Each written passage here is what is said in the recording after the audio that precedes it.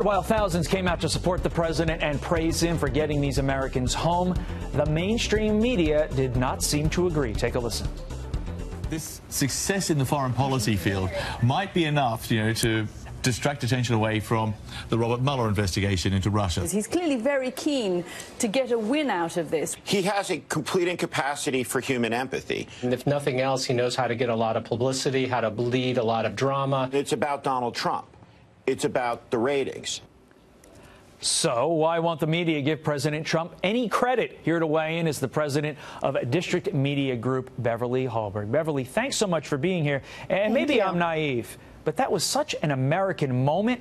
I thought, come on, they're going to give the president the credit he's due, but turns out not so much. Something that should be able to bring all Americans together, whether you're Republican or Democrat, regardless of whether you work in the media or not, is that bringing home 3 American hostages is a huge victory. And we're talking about hostages from North Korea. This does not happen very often. You can even think of when Otto Warmbier came back, the state that he was in. He came shortly before he passed away. Horrific conditions. To have this moment, to have that video of the president meeting with the 3 individuals when they landed on Andrews Air Force Base. This is a huge moment, but yet we heard a lot about Russia yesterday. We heard a lot about Stormy Daniels, and this should be something that should be able to bring Americans together. During this very newscast yesterday, granted it was a few hours after the hostages had returned, we more or less devoted our entire 60 minutes during my time in the chair to coverage of the North Korea situation.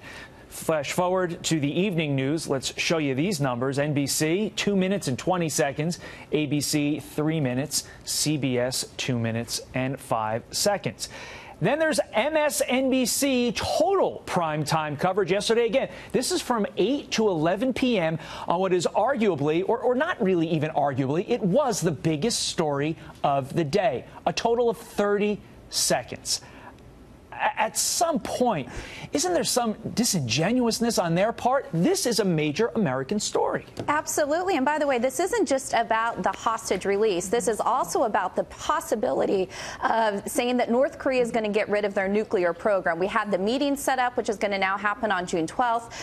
If it moves forward, it's going to be in Singapore with the president, Kim Jong-un. So that news came out as well. So there are major news stories. We were talking about a country that we didn't know if we were going to have to go to war with at some point in time. For there to be a potential for a diplomatic solution to North Korea's nuclear weapons and that not be a major news story, it's actually shocking. I know that there is bias in some mainstream media outlets. They obviously don't like Trump, but even on this story, I think it's shocking how little time has been devoted to it. Beverly, after this incident, I truly don't see any situation where the president's going to get any positive coverage for anything he does, no matter how impressive or how important it is for the country. But we will see. And, of course, we'll have you back on when that event happens. Beverly Hallberg, thank you so very much.